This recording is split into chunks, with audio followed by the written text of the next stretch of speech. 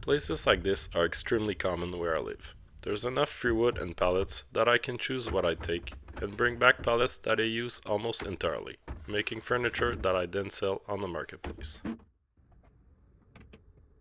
I've built all sorts of stuff, from nicer hardwood tables to Halloween and Christmas decorations. I've built a lot of outdoor chairs and benches, or shoe racks. I tried to follow trends and seasonal demand to always make things that sell fast for a great profit. Before building furniture, I have to take apart the pallets, select what I want to use, and mill it to usable lumber. All this is done pretty quick with the right tools. Most of the time, removing nails is pretty easy. I usually cut off both ends of the plank, as those ends are often split and not usable anyway. The rest I take them out with a hammer and a crowbar. But I have a special tool for nails that are firm into hardwoods, or sometimes have gripping systems, making them nearly impossible to hammer out. For those, I use my pneumatic nail remover, which punches the nail out from under. Before planing and ripping them down, I use my metal detector to make sure I didn't miss any metal. I'm almost done and ready to build some pallet wood furniture. I run all the planks in the planer, once per side, to remove the dusty layer of wood. Finally, I rip both sides off on the table saw, leaving me with lumber that's ready to be used for furniture. Here's my top builds of the year, in no particular order. Enjoy and happy building. This bench has been extremely popular in early summer, and I plan to bring it again next year. It's very simple and quick to make, and with Rust-Oleum's summer color set, they look amazing and are loved by my buyers. Here's how I make it. For precision and time saving, using a stop block for projects is great. Since I've been using the stop blocks and clamps to hold my stuff firmly, my stuff has been amazingly square. To make the signature curved part of this bench, I simply use a paint bottle to trace the corner, then sand it off on the sander. This adds a unique touch to the bench, which I'm sure helps me with sales and getting attention from buyers. Most of this bench is assembled with pocket holes, which are hidden from the top view. I add all of those to the parts before I start assembling anything. Assembly is straightforward, using clamps, glue, and pocket holes. I assemble the two sides, then join them with the cross sections.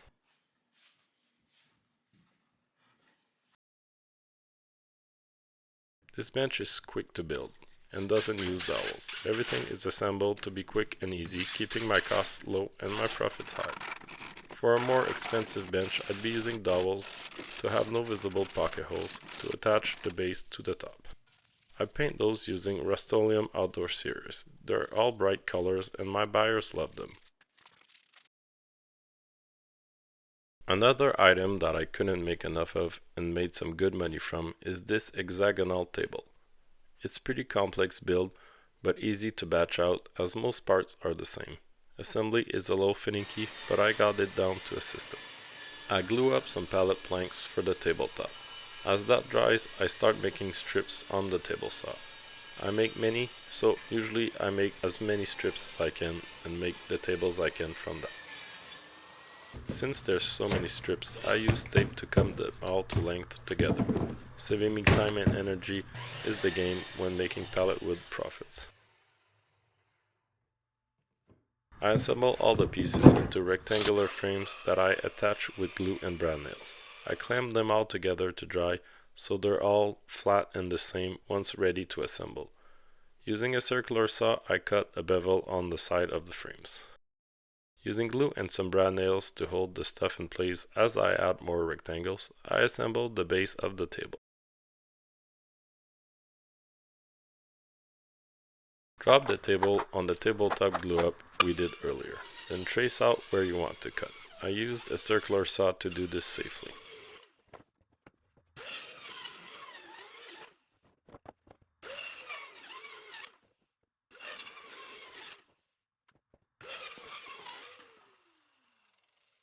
The rest of the assembly is pretty straightforward. Glue the panel on top, sand everything, then finish to your liking.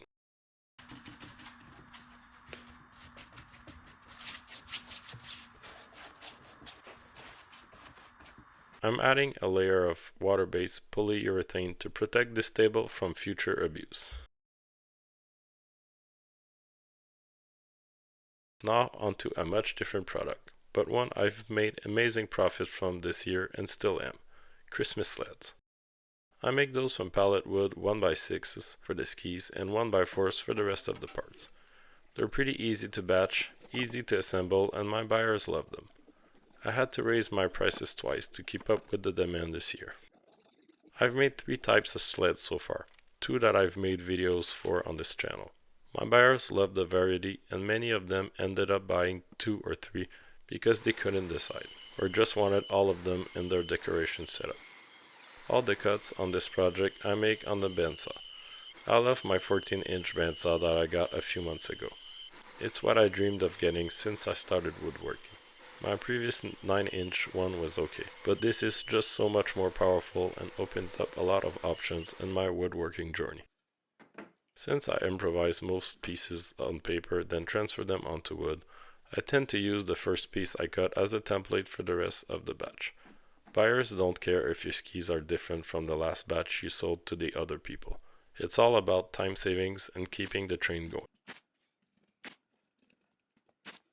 I've been painting them with outdoor paints that I don't need to add something to. The paint is not cheap, but the sales of those sleds is more than enough to compensate. I can buy a can that will do 20 sleds with the profits from half of a sled. I finalized the sleds with a rope handle and a Christmas bow, and they're ready to hit the marketplace. Often they already have a buyer and I just need to tell them to come pick it up. Nearly as popular as the sleds, but for another season, is planters.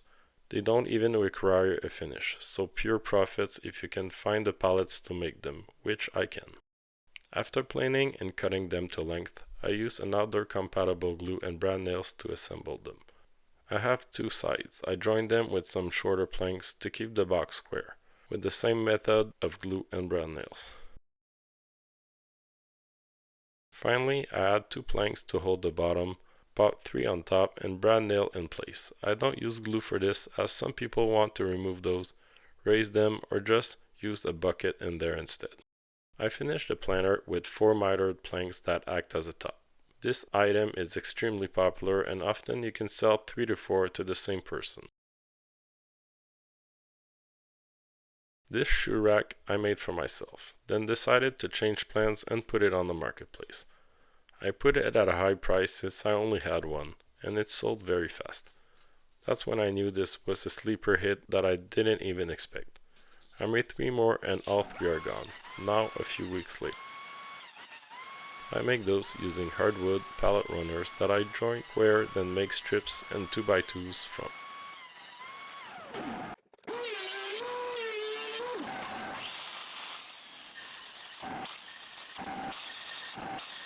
For the thinner strips I opted for the bandsaw to save some wood from the giant curve of the table saw. To hide the blade saw marks, I run them once per side through the planer. This also makes sure they're all of identical thickness. To maximize productivity, since there's a lot of precise holes to do on the shoe rack, I use my drill press. I assembled this rack with clamps, glue, and screws. As you can see, the holes for the screws are big and deep. This is to hide them with flush dowels once assembled.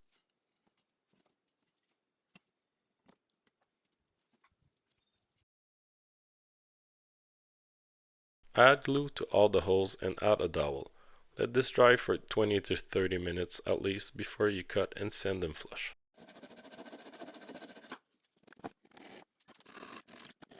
I finished this shoe bench with polyacrylic, a product similar to polyurethane but without the yellowing. It's water-based and it dries very fast. With all seasons come decoration, and Halloween is by far my favorite one to build for. I've made a lot of different things this year and it all sold the same day I posted it. As you can see, I'm making those extremely simple. There is no one in the casket. It's okay if the inside is full of 2x4s. I just screw those into the pallet planks, flip it over and finalize with brad nails.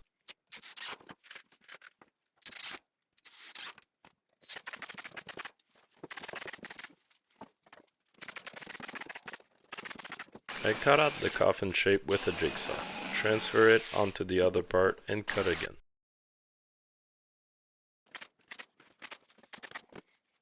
I make the walls as I go, cutting the length needed with a jigsaw and brag nailing them into the frame I made. I add arms poking out and some spiders and spider webs, all found at the dollar store. This whole thing takes me about 30 minutes to make, and I'm being generous. I've made 6 of those in an afternoon and they were all sold by the next day. Another popular product I sold many of is this. I hesitated adding it to the list because the top is made from a 2x8.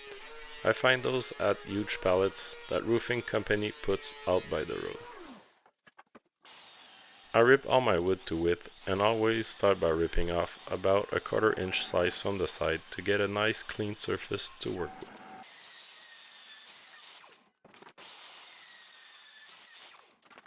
I use the radius of paint cans to do most of my curves on the stuff I make. This adds a lot to an otherwise very simple shoe rack. My buyers love this curve that I've also added to the red bench earlier in this video.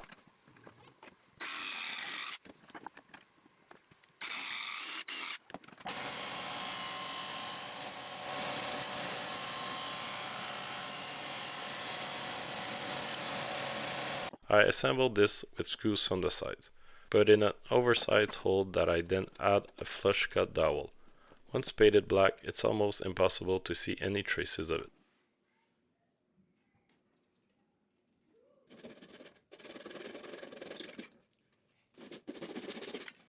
I use a deck finish for the planks, which will be perfect for wet shoes or boots. For the black part, I use some regular satin indoor paint. When I have time to make those, I do, because they sell easily and make me a very good profit. Now onto what I call my glue-up benches. This is a huge source of revenue for me. With those benches, I can just accumulate any sort of pallet planks, and someday I just go through all my remains of projects and rip it all down to slices that make those benches. I've made batches as big as 20 of those in a weekend, where I'd spend a few hours just on the table saw ripping down planks. Once I get them all into equal thickness slices, I glue them up into 12-inch slabs that I can fit into my planer.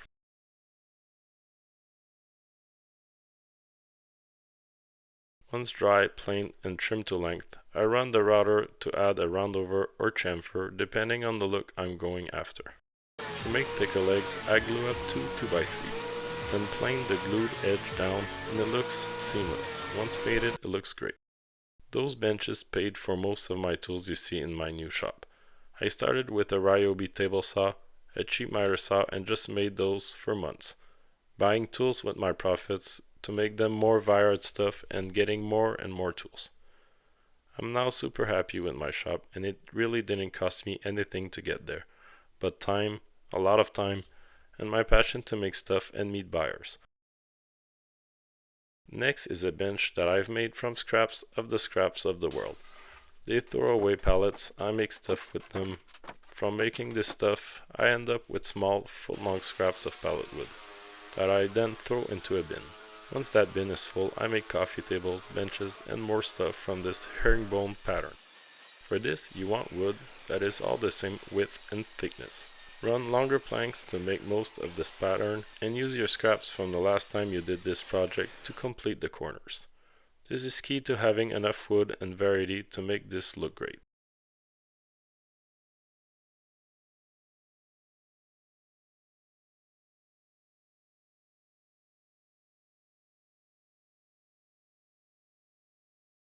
I use a circular saw to then cut the sides because I don't have a track saw.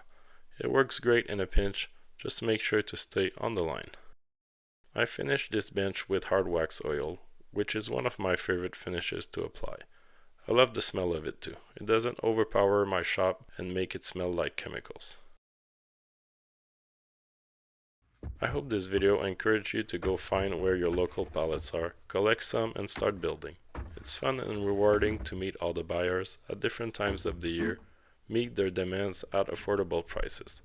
Thanks for watching and happy building.